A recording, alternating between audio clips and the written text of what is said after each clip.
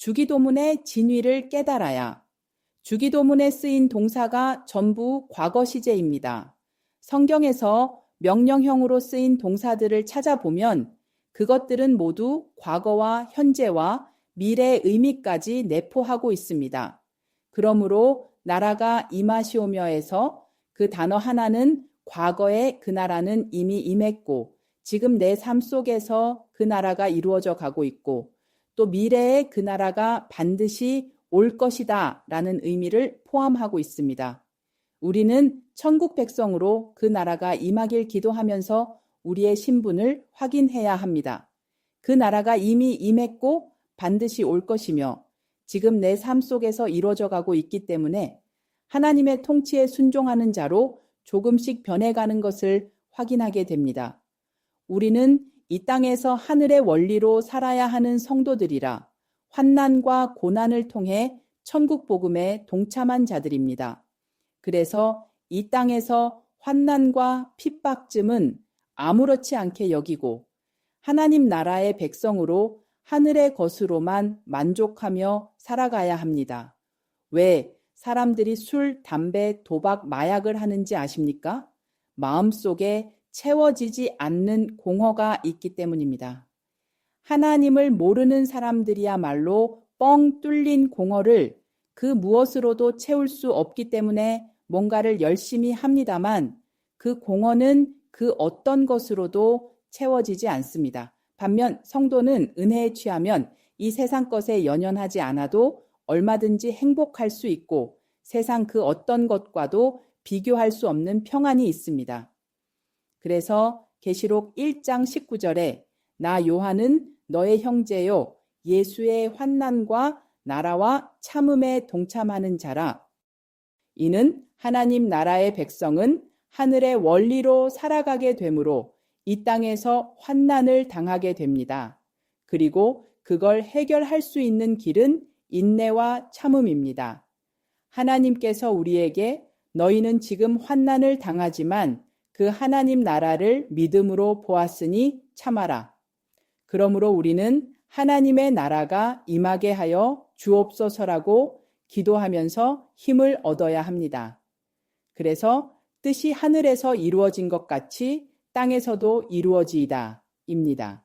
하나님의 뜻은 하늘의 백성과 영원히 함께 사는 하나님 나라를 이루어가는 것입니다. 그런데 앞서 살펴본 것처럼 그 뜻은 이미 이루어져 있고 곧 이루어질 겁니다. 그렇다면 하나님의 뜻이 그분의 뜻대로 이루어 가실 텐데 왜 우리가 그 뜻이 이루어지길 기도해야 하는 것인가요? 이 세상에는 두 종류의 인간이 있습니다. 하나는 하나님께 당신의 뜻이 이루어지이다 라고 기도하는 사람들이고 다른 하나는 하나님이 그들에게 내 맘대로 살아라 하고 방치해 두는 사람입니다. 후자는 하나님이 인간을 가장 잔인하게 저주하게 하는 방법입니다. 그래서 로마서를 살펴보면 그러므로 하나님께서 그들을 마음의 정욕대로 더러움에 내버려 두사 그들의 몸을 서로 욕되게 하셨으니 또한 그들이 마음에 하나님 두기를 싫어하마에 하나님께서 그들을 그 상실한 마음대로 내버려 두사 합당하지 못한 일을 하게 하셨으니 그들이 그 같은 일을 행하는 자는 사형에 해당한다고 하나님께서 정하심을 알고도 자기들만 행할 뿐 아니라 또한 그런 일을 행하는 자들을 옳다 하느니라. 로마서 1장 24절, 28절, 32절. 마음의 정욕대로 더러움에 내버려 두니까 스스로 그들의 몸을 욕되게 했다고 합니다. 하나님이 정욕대로 내버려 두고 방치하시니까 사형을 받아 마땅한 인간이 되어버렸습니다. 부모가 자식을 키우면서 어느 순간 자식이 너무 말을 듣지 않으면 덜어 포기할 때가 있습니다. 그러므로 강대상 위에서 조용하게 설교하는 목사들은 다 가짜입니다. 사랑하는 사람들이 낭떠러지 어두움으로 가고 있는데 어떻게 소리를 안 지르겠습니까? 어떻게 안타까운 마음이 들지 않겠습니까? 하나님께서 우리가 하고 싶은 대로 방치하실 때 죄인이 할 수 있는 일은 죄 짓는 일뿐입니다. 우리는 하나님이 방치하시면 그대로 무적행으로 떨어질 수밖에 없습니다. 그래서 하나님은 호세아서에서 말씀하신 것처럼 그분이 사랑하시는 백성의 앞길을 담과 가시로 막아 그들이 엉뚱한 길로 가지 못하게 하셨습니다. 그러므로 사업이 망하거나 질병에 시달릴 때 하나님이 우리 가정에 아주 세심하게 간섭하고 계시구나를 느껴야 합니다. 우리는 하나님의 백성입니다. 그래서 우리의 뜻이 아니라 하나님의 뜻이 이루어지기를 기도해야 합니다. 우리가 어떻게 구원을 받았는가요?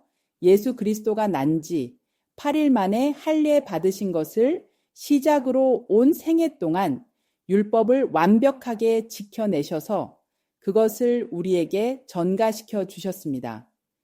예수 그리스도와의 연합함으로 예수 그리스도의 삶이 나의 삶이 되었고 나의 삶이 예수 그리스도의 삶이 되었기 때문에 우리가 예수 그리스도의 죽음과 부활에 연합되어 구원을 받은 것입니다. 주님은 하나님이 원하시는 완벽한 삶을 살아내고 가셨습니다. 그리고 그 삶이 우리 것이 되었습니다. 그래서 우리는 그분의 삶을 쫓아가야 합니다.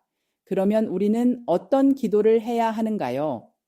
당신의 뜻이 내 삶에 이루어지게 하옵소서라고 기도해야 합니다. 우리는 이 세상에서 원하는 것을 포기하게 되더라도 그것이 하나님의 뜻이라면 과감하게 포기할 수 있는 신앙인이 되어야 합니다. 이 땅에서의 삶에 연연하지 않고 하나님의 뜻을 위해서라면 십자가도 마다하지 않는 것이 바로 하나님의 뜻이 이루어지게 하옵소서라는 기도인 겁니다. 그분의 뜻이 이루어진다면 이 세상의 부귀와 생명까지도 내려놓고 기꺼이 그 뜻을 따르겠다고 나서는 자들이 성도인 겁니다. 내 것을 챙기는 게 아니라 십자가 앞에 계속해서 내 것을 내려놓고 하나님 앞으로 가는 것, 하나님 한 분을 붙들기 위해서 내 모든 것을 버리고 내 생명까지도 내려놓는 것, 그것이 바로 성도의 죽음입니다. 하루 속이 하나님이 기뻐하시는 백성으로 만들어 주옵소서. 그때가 되지 않으면, 그러한 존재가 되지 않으면 우리는 하나님을 만나지 못합니다. 그래서 날마다 하나님의 뜻이 이루어지게 하옵소서. 내 안에 하나님의 통치를 순순히 받아들 수 있는 하나님의 나라가 임하시오며 뜻이 하늘에서 이루어진 것 같이 땅에서도 이루어지이다 하고 기도하는 겁니다. 하나님의 뜻은 우리가 하늘의 것을 영유하고 누리는 데 있지 이 세상의 것을 붙들고 애걸하는 데 있지 않습니다. 그리스도인의 죽음은 우리 믿음의 승리의 시간이요.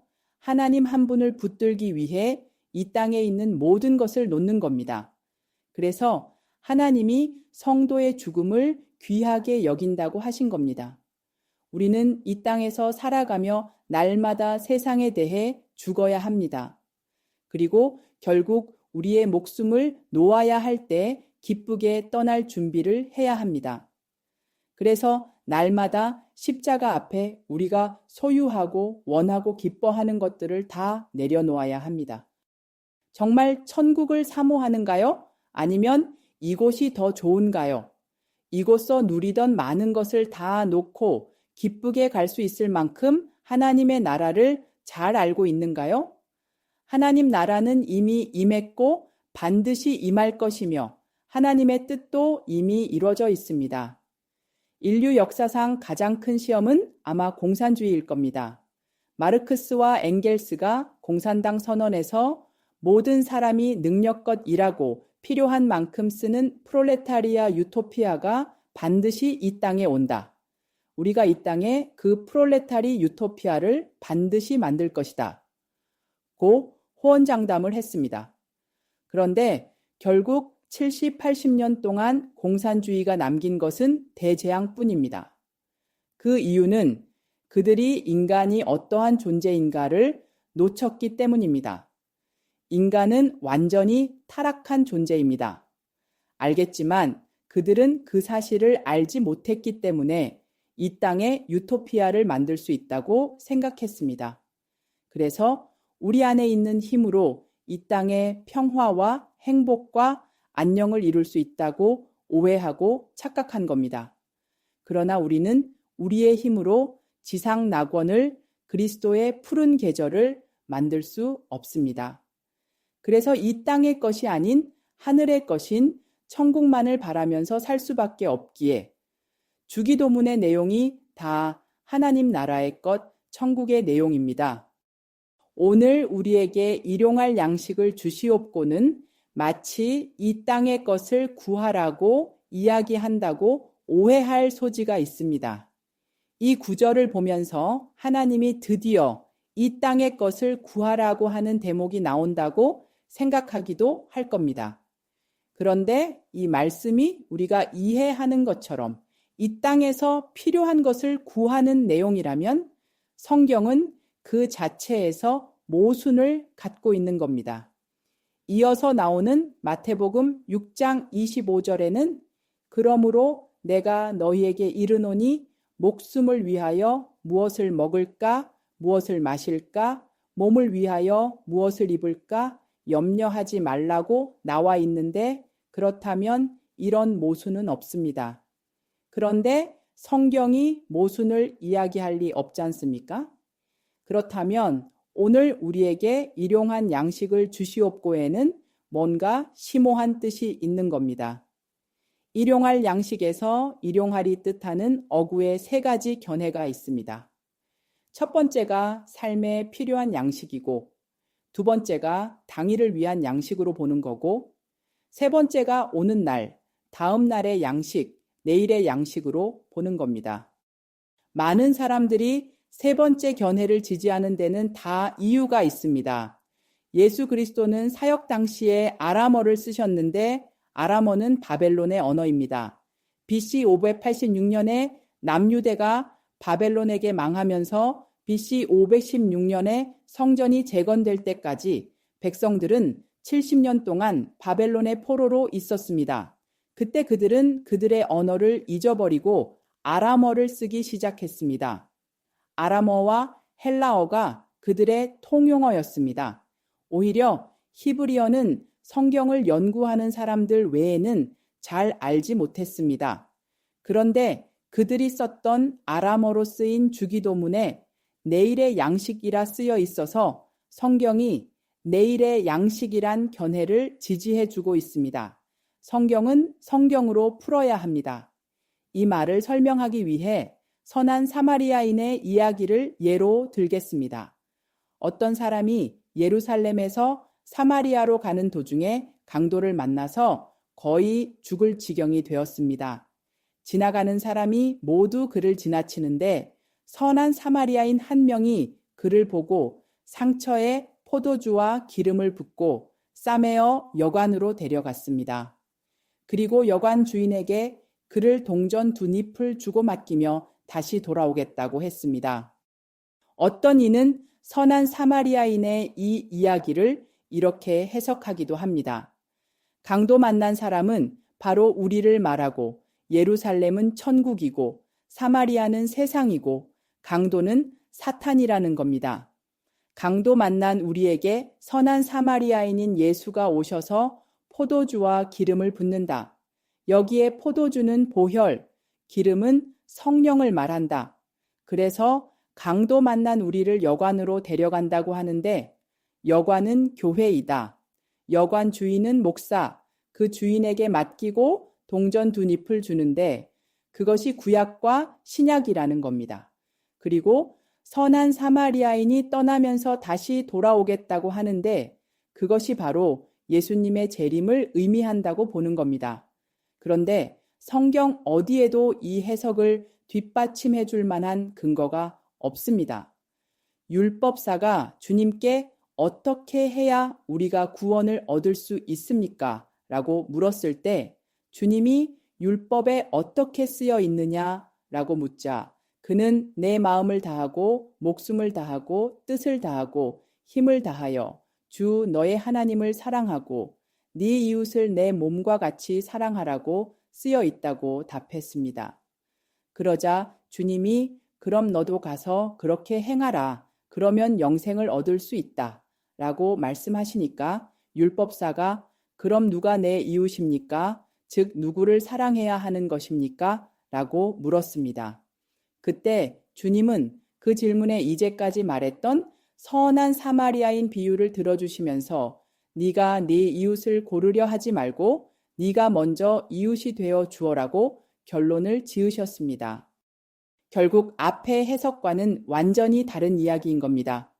아무리 좋은 뜻이라도 성경이 말하는 그 진의를 파악하지 못하면 그건 굉장히 위험한 겁니다. 성경을 임의로 해석하면 저주를 받는다고 했습니다. 그렇다면 성경이 어떻게 내일의 양식이란 견해를 지지하고 있는지 찾아보면 됩니다. 구약에 하나님이 내일의 양식을 오늘 주신 것이 만나입니다. 여섯째 날에 일곱째 날의 양식을 주셨는데 일곱째 날은 안식일이기 때문입니다. 안식일은 하나님의 완전한 창조를 즐기며 기념하며 누리는 날입니다.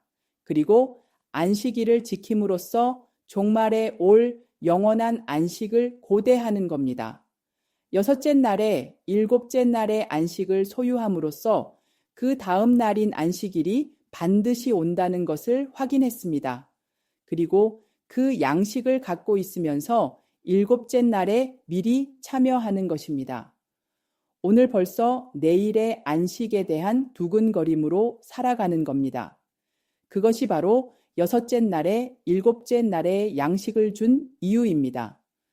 아람어 주기도문에 내일의 양식에서 내일을 뜻하는데 그것은 24시간 후의 내일이 아니라 오늘과는 다른 날을 의미하는 겁니다.